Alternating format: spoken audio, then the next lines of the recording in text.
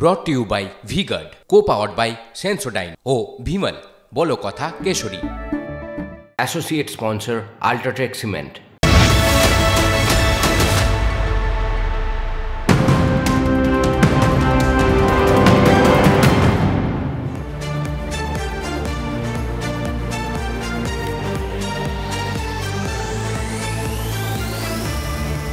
নমস্কার, good afternoon. শুরু করছি 3টে নিউজ কর্নার। আমি অনির্বাণ, আমার সঙ্গে রুমেলা। আজকে একটা বড় খবর দিয়ে ঢুকতে হচ্ছে। ভোটের মাঝে বড় রায় কলকাতা হাইকোর্টের 2010 পরবর্তী রাজ্যের সব ওবিসি শংসাপত্র বাতিলের নির্দেশ দিল division bench of Calcutta high court. OBC শংসাপত্র কোনো চাকরি প্রক্রিয়ায় ব্যবহার নয়, নির্দেশ হাইকোর্টের। কারা ওবিসি শংসাপত্র পাওয়ার যোগ্য ঠিক করবে রাজ্যের আইনসভা। বড় রায় বিচারপতি চক্রবর্তী ও বিচারপতি মান্তার ডিভিশন বেঞ্চে। রুমেলা, দেখো অনির্বাণ, ইতিমধ্যে আদালত জানিয়েছে 2010 সালের পর জারি হওয়া সমস্ত ওবিসি সার্টিফিকেট তা বাতিল করা হবে। এবং ঘটনাচক্রে আমরা যদি দেখি 2010 সালের পর যেহেতু বলা হচ্ছে 2011 সাল থেকে রাজ্যে ক্ষমতায় এসেছে তৃণমূল। হ্যাঁ, আদালত ডিরেক্টলি তৃণমূল সরকারের জামানাতেই যে ভুয়ো শংসাপত্র দেওয়া হচ্ছে 5 লক্ষ সার্টিফিকেট, এই সংখ্যাটাই। এবং যা জানানো হচ্ছে হাইকোর্টের তরফ থেকে, এই রায় ঘোষণার পর থেকে, আপনাদের জানিয়ে রাখি, এই রায় ঘোষণার পর থেকে বাতিল হওয়া শংসাপত্র আর কোনো চাকরি প্রক্রিয়া ব্যবহার করা যাবে না। অত্যন্ত গুরুত্বপূর্ণ। আরো ডিটেলে জানাবেন আমাদের প্রতিনিধি শ্রাবন্তী শাহ রয়েছেন সঙ্গে। শ্রাবন্তী, দেখো, নিঃসন্দেহে ভোটের আগে অত্যন্ত বড় রায়। প্রথমেই জানিয়ে রাখি যে কারা এই শংসাপত্র ব্যবহার করতে পারবেন না। 2010 সালের আগে যারা ওবিসি সার্টিফিকেট পেয়েছেন, এক্ষেত্রে তাদের ক্ষেত্রে কোনো সমস্যা নেই। 2010-এর পরে যারা ওবিসি সার্টিফিকেট হাতে পেয়েছেন তাদের সমস্ত শংসাপত্র বাতিল হয়েছে। সংখ্যাটা প্রায় 5 লাখ বা তার উপরে হতে পারে। একই সঙ্গে যারা ইতিমধ্যেই এই 2010 সালের শংসাপত্র, ওবিসি শংসাপত্র নিয়ে চাকরি করছেন, আদালত এক্ষেত্রে তাদেরকে রেহাই দিয়েছে, তাদের কোনো সমস্যা নয়। শ্রাবন্তী, একটা কথা তোমায় জিজ্ঞেস করব, চাকরি যারা এখন ওই শংসাপত্রের বলে যারা চাকরি করছেন তাদের কি ফেট, সেটা একটু বলো আমাদের। দেখো, একেবারেই তাদের সমস্যা হবে না। এমনকি যারা অ্যাপ্লিকেশনও করেছেন, অর্থাৎ আমরা দেখছি এসএসসিতে যে ধরনের একটা জট তৈরি হয়েছে, সেখানেও যদি কেউ এই ওবিসির সার্টিফিকেট ব্যবহার করে থাকেন তাদের ক্ষেত্রেও কোনো সমস্যা নয়। কিন্তু কেন এটা বাতিল হলো? বিক্রম ব্যানার্জি আইনজীবী রয়েছেন, তার কাছে সরাসরি এটা জানতে চাইবো। বিক্রম দা, এক্ষেত্রেও কি একটা ভুয়ো শংসাপত্র এবং এক্ষেত্রেও কি দুর্নীতির অভিযোগ ছিল, তার জন্য বাতিল হলো? অবশ্যই ভুয়ো শংসাপত্র তো প্রচুর হয়েছে। মানে ওবিসি ক্যাটাগরিতে যত শংসাপত্র দিয়েছে, যারা বেসিক্যালি ওবিসি নয় তাদেরকেই ওবিসি দিয়ে বসে আছে। সবাইকে তো দেওয়া যাবে না, ক্রিমি লেয়ার বাদ দিতে হবে।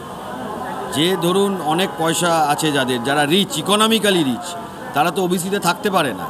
এবং এরকম অনেক ওবিসি আছেন এবং সব কাস্টেই রয়েছেন যারা কিনা আজ অবধি চাকরি পাননি। এবং আইডেন্টিফিকেশান প্রসেস ইললিগাল। তার পরবর্তীকালে কমিশনের পাওয়ারটাকে পুরো খারাপ করে দিয়েছে। মানে কমিশনের পাওয়ারটা নিয়ে সরকার ডাইরেক্ট করে যাচ্ছে, যাকে পাচ্ছে ডাইরেক্ট করে যাচ্ছে। তাই জন্য the entire process is illegal, unconstitutional, has been set aside. আপনার কাছে আরেকবার জানতে চাইবো যে কারা এর মাধ্যমে এখনো পর্যন্ত রেহাই পেলেন, কাদের সমস্যা হবে না যারা 2010 সালে সার্টিফিকেট ইস্যু করছেন তারপরে?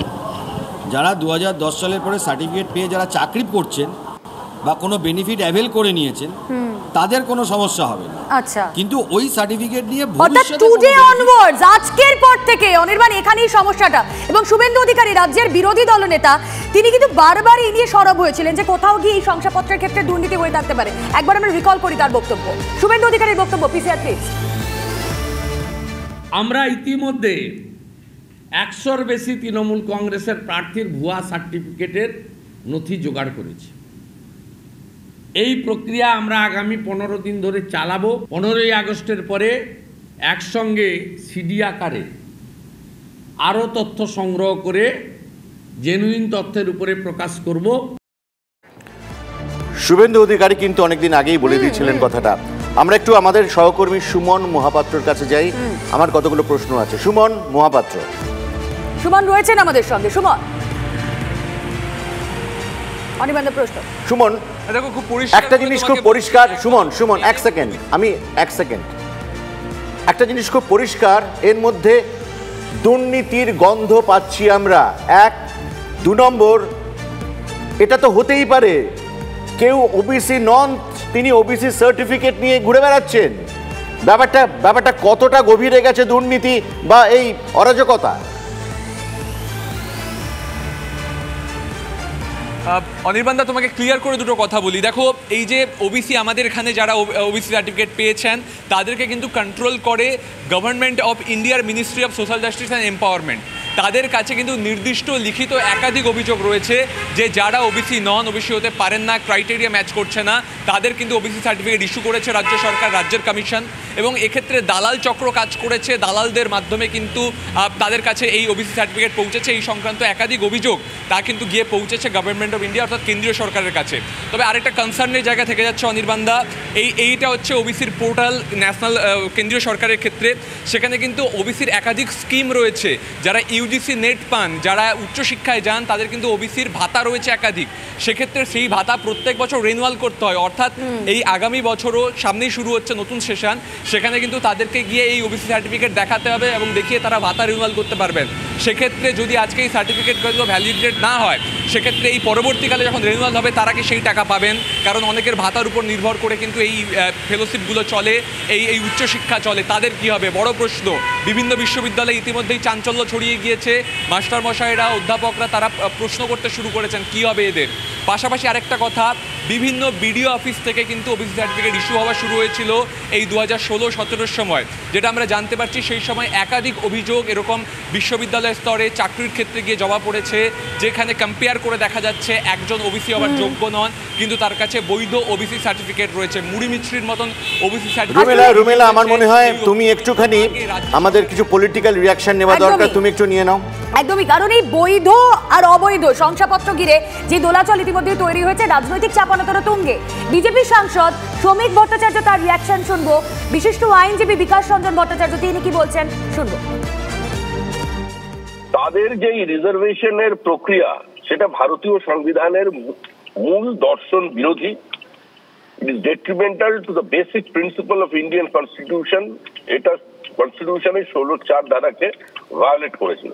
সুতরাং সেক্ষেত্রে এই রায় এসেছে ধর্মের নামে বিভাজন সমাজের মধ্যে তৈরি করা এবং একটা তোষণের কারণেই আজকে এই ধরনের রিজার্ভেশন নিয়ে আসা হয়েছিল।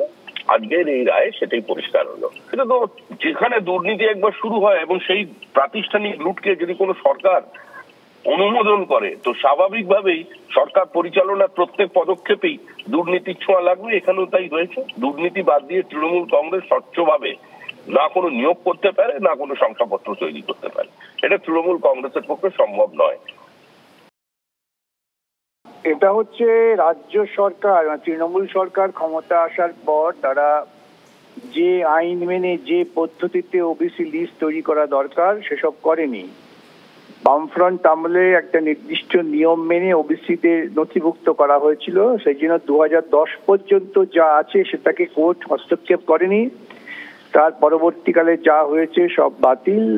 নতুন করে আইন অনুযায়ী ওবিসিদের নাম নথিভুক্ত করতে হবে।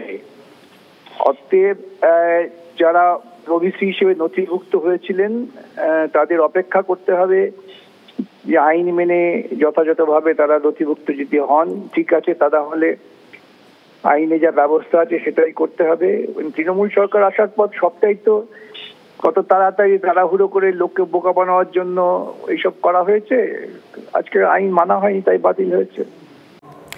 রুমেলা, একটা জিনিস তো পরিষ্কার হলো যে যারা ওবিসি সার্টিফিকেট বলে চাকরি করছেন এখন, তাদের কোনো ক্ষতি নেই এবং তারা চাকরি বিঘ্নে করে যেতে পারবেন। সরকারি চাকরিতে তো সংরক্ষণ দ্বারা এই সার্টিফিকেট দেখিয়ে নতুন যারা অ্যাপ্লাই করবেন তারা পারবেন না। কিন্তু এই তো যে সুমন শ্রাবন্তী যেটা বললে, তো বড় দুর্নীতি লুকিয়ে রয়েছে, শিক্ষা দুর্নীতির মতন, যেখানে এই ওবিসিরা সবাই ওবিসি নন। তো সেটা বাঁচবো কি করে আমরা? একেবারে এইখানেও কিন্তু একটা বড় দুর্নীতি, যে কথাটা তুমি বলছিলে যে শিকড় কতটা গভীরে। কারণ যদি একজন জেনারেল কাস্টের কেউ, তিনি যদি এই ওবিসি সার্টিফিকেট, ভুয়ো ওবিসি সার্টিফিকেট দিয়ে চাকরি পেয়ে থাকেন এবং তিনি হয়তো শিক্ষকতা করছেন, তাহলে অনির্বাণ কোথাও গিয়ে যে বিশ্বাসযোগ্যতা নিয়ে আমরা কথা বলি সেটাই তলানিতে নয়। আমরা এই নিয়ে তো অবশ্যই আলোচনা। রুমেলা, এই খবর নিয়ে, এটা অত্যন্ত গুরুত্বপূর্ণ খবর আজকের দিনে এবং আমরা প্রত্যেক প্রত্যেক ঘন্টায় থাকবো, কিন্তু আরো অনেক ঘটনা ঘটছে, অনেক বড় বড়। তুমি কি কি দর্শকদের জন্য বেঁচেছো আজকে? কি একেবারে এই বড় ঘোষণা হাইকোর্টের, এবং তার পাশাপাশি আরো কিছু গুরুত্বপূর্ণ খবর নজর রাখতেই হচ্ছে শিলিগুড়ি রামকৃষ্ণ মিশনের খবরে। তার কারণ হামলার তদন্তে আজব কাণ্ড। 15 বছর আগে অন্যত্র চলে যাওয়া মহারাজের বিরুদ্ধে মামলা। অক্ষয়ানন্দ মহারাজের বিরুদ্ধে অভিযোগ প্রদীপ রায়। অক্ষয়ানন্দ মহারাজ 15 বছর আগে জলপাইগুড়িতে থাকতেন। নথি যাচাই না করে মামলা দায়ের পুলিশের। কি করে? অক্ষয়ানন্দ মহারাজ এখন প্রয়াগরাজে থাকেন। শিলিগুড়ি রামকৃষ্ণ মিশনে হামলার ঘটনায় তাকে কিভাবে যুক্ত করা হলো? মূল অভিযুক্ত প্রদীপ রায়। ঘটনার পরে রামকৃষ্ণ মিশন কর্তৃপক্ষ তার বিরুদ্ধে অভিযোগ জানায়। সেই ঘটনায় এখনো পুলিশ প্রদীপকে গ্রেফতার করতে পারে। পাশাপাশি রামকৃষ্ণ মিশনে হামলার পেছনে কেজিএফ গ্যাং। মনে আছে নিশ্চয়ই, আপনারা দেখেছেন কেজিএফ অনেকেই হয়তো। দক্ষিণী সিনেমার অনুকরণে দুষ্কৃতী বাহিনীর নাম। জমি দখলে সিদ্ধহস্ত এই গ্যাং যে কোনো দুষ্কর্মে মাসলম্যানের যোগান দেয় কেজিএফ গ্যাং। সহায়তা করার বরাত নেয় এই গ্যাং। বিভিন্ন দুষ্কর্মের আলাদা রেট এই গ্যাংয়ে। রামকৃষ্ণ মিশনে হামলাতে এই গ্যাংই নাকি যুক্ত ছিল। এখন দেখা যাক পুলিশের তদন্তে কি উঠে আসে। কোলাঘাটের দিকে নজর রাখবো। কোলাঘাটে শুভেন্দু অধিকারীর ভাড়া নেওয়া গেস্ট হাউসে আচমকা পুলিশি অভিযান। তাগিরে শোরগোল। জেলা পুলিশ সূত্রে দাবি এক দুষ্কৃতীর খোঁজেই তারা সেখানে গিয়েছিল। পুলিশি অভিযানের খবর পেয়ে কোলাঘাট থানায় ছুটে আসেন নন্দীগ্রামের বিধায়ক। থানার বাইরে এক প্রস্তুত বিক্ষোভ দেখান বিজেপি কর্মীরা। এর কি ইম্প্যাক্ট পরে নজর থাকবে। পাশাপাশি ঘাটালে বিজেপি প্রার্থী হিরণের আত্মসহায়কের বাড়িতেও পুলিশ। মঙ্গলবার রাতে খড়গপুরে তমগ্নদের বাড়িতে পুলিশের হানা। খবর পেয়ে রাতে পৌঁছন হিরণ চট্টোপাধ্যায়। পুলিশের সঙ্গে তীব্র বাকবিতণ্ডা ঘাটালের বিজেপি প্রার্থীর। পুলিশ কোনো কাগজ দেখায়নি এমনটা দাবি করেছেন হিরণ। আরও একটি গুরুত্বপূর্ণ খবর, ফিফথ যে খবরের দিকে নজর রাখতেই হচ্ছে। জোর করে ভেরি দখল রুখতে নতুন নীতি আনছে রাজ্য সরকার। সন্দেশখালীর ভেরি বিতর্কের মাঝে বসিরহাটের সভা থেকে মমতা বন্দ্যোপাধ্যায়ের ঘোষণা। সন্দেশখালীতে জোর করে ভেরি দখলের অভিযোগ নিয়ে তোলপাড় হয়েছে রাজ্য রাজনীতি। আর এরপর কি হয় অবশ্যই এখন সেটাই দেখার। রুমেলা, এই রামকৃষ্ণ মিশনের খবর তুমি লাস্ট কয়েকদিন ধরে পড়ছো, দেখছি। এবার কিন্তু আমার হাসি পাচ্ছে। গতকাল আমার রাগ হচ্ছিল, আজ কিন্তু হাসি পাচ্ছে। একজন মহারাজ যিনি 15 বছর আগে শহর ছেড়ে রাজ্য ছেড়ে চলে গেছেন, তার নামে এফআইআর, এবং সেই এফআইআরটা যত্ন করে পুলিশ, যিনি মূল অভিযুক্ত, তার থেকে পাওয়া এফআইআর একজন স্বামীজি 15 বছর আগে নেই, খুব যত্ন করে সেই এফআইআরটাকে ট্রিট করছে পুলিশ। তোমার কি হাসি পাচ্ছে না একটু? ডেফিনেটলি। আমরা তো কিছুক্ষণ আগেও দেখছিলাম, যদি পিসিআর দেখাতে পারে সেই ছবি। আমাদের প্রতিনিধি প্রসেনজিতের সঙ্গে কথা বলবো। অনির্বাণ, প্রসেনজিৎ, ওই গেট যেখানে সিল করে দিয়ে গিয়েছিল পুলিশ, সেই সিল খুলে পুলিশ সেখানে ঢোকে এবং একজন পুলিশ, তাকে দেখে কোনো অংশে মনে হচ্ছে না তিনি পুলিশ, কিন্তু তিনি আমাদেরকে খবর করতে বাধা তিনি আমাদের খবর যাতে না করতে পারি তার প্রবল ইচ্ছে সেটা না করানো।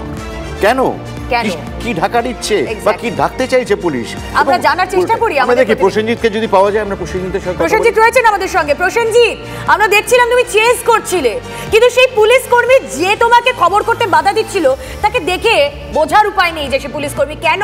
কিছু আড়াল করার চেষ্টা?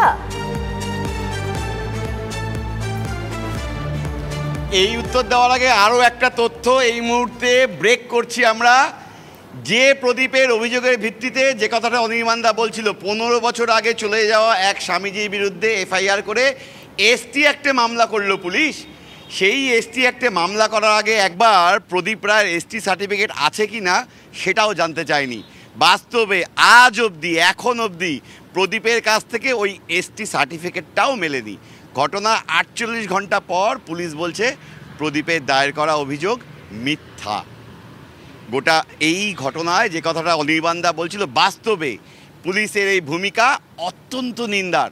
আমরা প্রথম দিন থেকে বলছিলাম, স্বামীজির বাড়িতে রাত্রিবেলায় ডাকাত এলো, রামকৃষ্ণ মিশনের এই সম্পত্তিতে ডাকাত এলো, পুলিশ ডাকাতকে ধরার বদলে উল্টো ঠিক এই জায়গাটায় এখানে একটা তালা মেরে রাখলো, তাতে একটা প্রাইভেট কোনো সংস্থার নাম লেখা D.K, কারা ডিকে। পুলিশ যদি সিল করে তাহলে লেখা থাকবে ওয়েস্ট বেঙ্গল পুলিশ, লিখতে পারে শিলিগুড়ি মেট্রোপলিটন পুলিশ বা ভক্তিনগর থানা। পুলিশ কর্তারা সাফাই দিলেন তদন্ত। প্রসেনজিৎ, তুমি আমাদের একটু বলো, এই যে মিডিয়া কাভারেজ তুমি তো সকাল থেকে রাত অবধি পড়ে থাকছো ওখানে এবং সমস্ত খবর তুলে আনছো, তুমি আমাদের বলো তো, পুলিশ কি এবার সদিচ্ছা নিয়ে রিয়েল ইনভেস্টিগেশন করবে, না একটা হাস্যকর এফআইআর নিয়ে খেলাধুলা করবে? এটা বলো তো, পুলিশের ইচ্ছেটা কি? পুলিশ কোন দিকে যাচ্ছে? দেখো, পুলিশ কোন দিকে যাবে সেদিকে আমরা তীক্ষ্ণ নজর রাখবো, কিন্তু এখনো অবধি ঘটনা পরম্পরায় যা হয়েছে তাতে পুলিশের সদিচ্ছা নিয়ে কিন্তু এখনও প্রশ্ন আছে।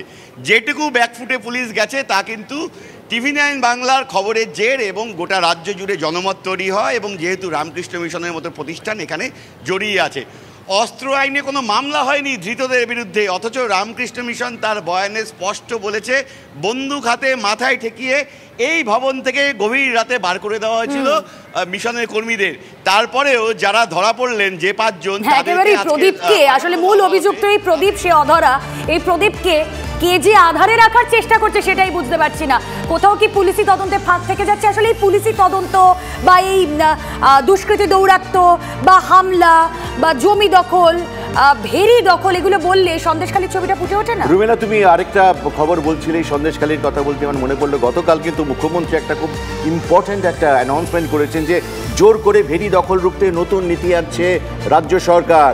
এবং এই সন্দেশখালীর ভেরি বিতর্কের মধ্যেই বসিরহাটের সভা থেকে গতকাল মমতা ব্যানার্জি করলেন। কি থাকবে সেই নতুন আইনে সেটা জানি না, কিন্তু একটা জিনিস খুব সত্য, এটাকে কি বিলম্বিত বোধোদয় বলা যায়? যদি সেই বোধোদয় দেখো 2021 থেকে যা হচ্ছে, নোনা জল ঢুকিয়ে চাষের জমিটাকে ভেরি বানিয়ে দেওয়া হচ্ছে। কেন তোমরা জানো যে নোনা জল ঢুকে গেলে চাষের জমি আর চাষ করতে খুব কষ্ট হয়। একের পর এক জমিতে চাষের জমি এভাবে দখল করে করে করে নোনা জল ঢুকিয়ে সেটাকে শেখ শাহজাহান এবং বাহিনী প্রশাসনের মদতে করেছে। তো আজকে এই আইন যদি আসে, সন্দেশখালীর যারা জমি হারা, যাদের জমিতে নোনা জল ঢুকিয়ে দেওয়া হয়েছে, তারা কি আর চাষ করতে পারবেন? আমি জানি না। আসলে অনির্বাণ, আইন তো আইনের জায়গায় থাকে, কিন্তু আইনের উল্টো দিকে অনেকে বুড়ো আঙুলও দেখায়। মমতা বন্দ্যোপাধ্যায় কি চেয়েছেন একবার শোনা যাক। ভেরি নিয়ে এতদিন পর্যন্ত স্বাধীনতার 1947 সাল থেকে কেউ কোনো পলিসি করেনি। আমাদের সরকার একটা পলিসি তৈরি আমরা ভেরি নিয়ে তৈরি করছি, যাতে যার ভেরি সে চাষ করুক, তা না হলে সেলফ হেল্প গ্রুপ বা যারা গ্রুপ ওয়াইজে করবে তারা করবে, কিন্তু গভর্নমেন্টের রেকর্ডের নাম রাখতে হবে, কারোরটা জোর করে কেড়ে নেওয়া যাবে না। আর তৃতীয়ত হচ্ছে গভর্নমেন্টকেও তার জন্য একটা রেভিনিউ দিতে হবে, তাহলে জমিটা তার অধিকারটা প্রোটেক্ট থাকবে। রুমেলা, এই ভেরির নতুন আইনে সন্দেশখালীর চেহারা, চরিত্র, জমির চরিত্র বদল হবে কিনা জানি না।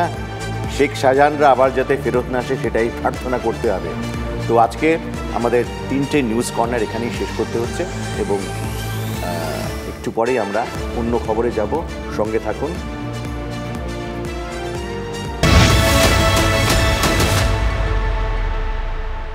Brought to you by V-Guard, co-powered by Sensodyne O Bhimal, বলো কথা কেশরী। Associate sponsor Ultratech Cement।